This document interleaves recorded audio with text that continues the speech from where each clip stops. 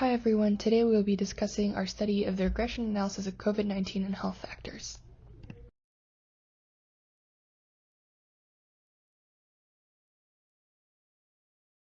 The data for both the response and predictor variables are obtained from the California Department of Public Health and the COVID-19 Data Repository by the Center of Systems Science and Engineering at Johns Hopkins University, respectively. Within our study, we have determined one general research question that expands into three more specific research questions. All research questions will be supported by data and subjected to statistical analysis. Our main research question is, are there any explanatory or predictive variables relating to health factors or social determinants of health that can be useful in explaining the confirmed COVID-19 cases in counties in California? Our first specific research question, do any of the common health factors have a significant linear impact on COVID-19 cases, involves MLR and all of the variables relating to health factors or social determinants of health, which include food insecurity, diabetes, obesity, access to healthy food, median household income, and air pollution. Our second specific research question, does food insecurity influence the number of confirmed COVID-19 cases, allows us to explore and test the presence of the effect of food insecurity on the number of confirmed COVID-19 cases per county in California. Our last specific research question, do diabetes and obesity have a similar scale of impact, or does one of the two variables have a proportionally larger impact on COVID-19 cases, aims to determine if there is or isn't a significant difference in the linear impact of diabetes and obesity on the response variable. As mentioned previously, the primary response or Y variable we'll be testing is the number of confirmed COVID-19 cases per county in California, while the 6 predictor or X variables being explored include food insecurity, diabetes, obesity, access to healthy food, median household income, and air pollution. The notations listed above will be used throughout the study and presentation. This plot is a brief overview showing the relationship between the response and all of the 6 predictor variables. Any assumption violations and/or errors identified will be addressed later in the presentation discussion. For the first research question, we set the null hypothesis as B1 equals to B2 equals to B3 equals to B4 equals to B5 equals to B6 equals to 0, and the alternative hypothesis as at least one of the 6 B's stated above being not equal to 0. In addition to the response variable, all of the predictor variables and their linear impact are being examined in this research question. All of the variables are quantitative. The data for the response and predictor variables are obtained from the same sources stated before, and the total sample size reflecting the number of counties in California is 58. As can be seen here from the summary and ANOVA results generated in R, it can be concluded that there is a useful linear relationship between Y, the response variable, and their predictor variables food insecurity and percent adult obesity. This is because their p-values are less than alpha at 0.05, which means that we cannot accept the null hypotheses. Overall, we can reject the null hypotheses as some of the predictor variables prove to be helpful in helping explain the response.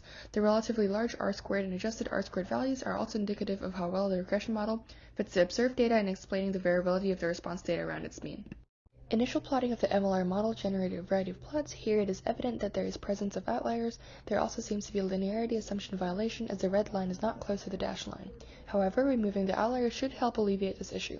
Similarly, the plots also show a potential constant variance violation, but removing the outliers should scale the dataset down and improve homozygosity. From the QQ plot, we can see that both in the left-hand and the right-hand side of the graph, the data points lie slightly above the dotted line, suggesting a fat tail on both sides of the distribution. Transforming the data will help in alleviating the normality violation and will be discussed later. As we know that some of the predictor variables are useful in helping explain the response, we will be exploring the best subset selection to see if any of the predictors in a particular subset provide useful information about Y. As we know that some of the predictor variables are useful in helping explain the response, we're exploring the best subset selection to see if any of the predictors in a particular subset provide useful information about Y. From the algorithm output, we can see that 3 models emerge as the top contenders: STAT models 1, 2, and 3 for their low criteria value and high R-squared and R-squared adjusted values. The k-fold cross-validation technique was used to analyze the 3 model choices. We observed that STAT model 1 has the lowest RMSE value and becomes our selected model. Model diagnostics is performed in the selected model. Both the summary and ANOVA results show that the predictor variables food insecurity and median household income are useful in helping explain the response variable, as their p-values are less than the alpha value of 0.05. The adjusted R-squared values is also higher than the initial model, which indicates that the additional input variables are adding value to the model. New plots generated showed that there are still violation assumptions, and presence of outliers is evident in almost all of the plots. We can still observe possible outliers graphically in our dataset from the added variable plots, therefore we will use outlier methods to confirm this observation. Through several methods, we identified 3 outliers. Using the IQR method, we significantly improved the quality of the data shown by the box plots before and after remedial measures. With STAT model 3 initialized, but outliers not having been removed, we can still see many of the assumption violations previously mentioned and discussed. Because significant curvature exists in the residual plots, we will be using hat leverage matrix for the removal of X outliers. We use the hat leverage matrix to allow us to pinpoint, identify, and remove the X outliers. With the remover of the outliers, the residual plots shows that there are no more outliers, the graph is more linear, and heteroscedasticity seems to have been fixed. In the QQ plots, we can see that although both the left and right hand side still possess a fat tail, the deviations are significantly closer to the dotted line. Transforming the data proves to be helpful, as can be seen from the updated Shapiro test results.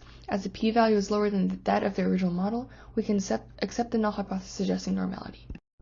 Here we can see that the residuals are spread more equally along the ranges of predictors and that the residual data points are more evenly scattered. The red line is also more horizontal, indicating homoscedasticity. The updated residuals versus leverage plot also depicts a small increase in the spread of the standardized residuals, indicating a decrease in heteroscedasticity. No influential points are observed. The final residual plots show significantly less curvature than our initial model. Having no pattern here is good because it suggests that our use of a linear model is appropriate. Now that we have confirmed that our new dataset and model are acceptable from the standpoint of outliers, we examine our model for multicollinearity with the aid of the variance inflation factor. The plots among the y variable and the two predictor variables chosen from the best model shows a solid linear relationship between the confirmed COVID-19 cases per California county and the predictor food insecurity, and less so, but still a good and reasonable relationship with the median household income variable. There is slight multicollinearity observed between the two predictor variables. After remedial action was taken, assumption violations were alleviated and the data portrays a strong linear relationship between the response and predictor variables. It is determined that the alternative hypothesis will be accepted as at least one of the 6 predictor variables has a significant linear impact on the number of COVID-19 cases per county. For the second research question, the null hypothesis is B1 equals to 0 and the alternative hypothesis is set as B1 is not equal to 0. Within this research question, we are only examining the effect of one predictor variable, food insecurity, on the response variable, the number of confirmed COVID cases in each county in California. Both variables are quantitative. Again, the dataset is obtained from the same sources as previously stated. From initial analysis of the model, we can see that the p-value of the predictor variable food insecurity is less than the alpha value of 0.05, which means that we can reject the null hypothesis and conclude that there is significant linear impact of the predictor variable and the response variable. This shows that food insecurity is useful in helping predict and explain the response. The r-squared value of 0.8017 is also considered still large, indicating that the relationship between the linear model and the x variable is strong. An early view of the residual plot portrays slight curvature, which can indicate underlying assumption violations that will be discussed and optimized later. Here we can see that there is possible linearity violation, as the red line is not located very closely to the dashed line. Similarly, the data points might be heteroscedastic, as the spread of the residuals are relatively unequal across the x-axis. Evidently, there are also outliers present within the dataset. A box plot of the model is generated to identify the detected outliers. We use the quantile method and generated Cook's distance df beta's residual diagnostics plots to verify the outliers. We also remove the data violating the Cook's distance criteria. An updated residual plot shows significantly less curvature after the removal of outliers. Shown as the scatter plot of the updated model post-removal of outliers, we can see that the data points are more evenly spread out and there is no evident presence of assumption violations. There is strong linear relationship between the y and x variable. After executing remedial action, we can see that the alternative hypothesis stating that B1 is not equal to 0 is accepted.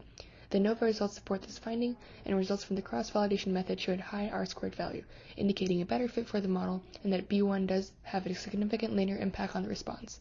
Our final research question aims to investigate whether the magnitude of linear impact of health factor predictors B2 and B3 are the same on the number of COVID-19 cases in a given county. The null hypothesis is set to B2 equals B3, and the alternative hypothesis is set to B2 is not equal to B3. Alongside the same response variable, the explanatory variables involved in this research question are % adult diabetes and % adult obesity for a given county, both of which are quantitative. As before, data for all three variables are derived from the same two datasets. Preliminary analysis of the model shows extremely low r-squared and adjusted r-squared values. The p-values obtained are also larger than the alpha value of 0.05, which means it fails to reject the null hypothesis and accepts that there isn't enough evidence to show that linear impact of the two different predictors have a statistically significant difference. Plots from the model generated show close to no curvature in residuals, and the scale location plots support linearity. However, the QQ plot does not show evidence of a fat tail that might indicate slight heteroscedasticity. There are several outliers that are clearly present in the dataset. From the Shapiro test, we can see that the p-value is smaller than the alpha value of 0.05. This indicates that we can reject the null hypothesis of non-normality and conclude that it follows a normal distribution. The BP test has a p-value larger than the alpha value, which indicates heteroscedasticity. As outlined by the Cook's distance bar plot shown, there is one value that is both an outlier and an influential point present. Upon further investigation, 12 X and Y outliers were identified in the dataset. Using the IQR method, we removed the outliers shown in the figure to the right, which also mitigated the heteroscedasticity highlighted on the last slide. We can see that the BP test yields a value close to our alpha value after this process. Using the k-folds cross-validation on the updated model, we attain the results shown on the right. We observe high RMSE and a still very low R-squared value through 10 folds and 3 repetitions. After executing remedial action, we failed to reject the null hypothesis, indicating that there is no significant difference between the two predictors. The ANOVA and k-fold cross-validation results support this finding, showing that the p-values for both predictors are greater than the alpha value. The negative adjusted R-squared value obtained shows that the predictor's explanation towards the response is negligible, indicating insignificance of B2 and B3 overall. Results may be improved with a larger sample size. Though health factors may be a factor of COVID-19 mortality, this study found that health factors such as obesity and diabetes are not good predictors for COVID-19 cases for a given county. In conclusion, these are the results of our research. We found that poverty and food insecurity are good indicators of the volume of COVID-19 cases in California counties, while health factors are not. We observe several limitations in our study, such as sample size and data quality. In the future work, we intend to expand on the scope of the research to increase sample size and use more advanced tools for finer prediction results.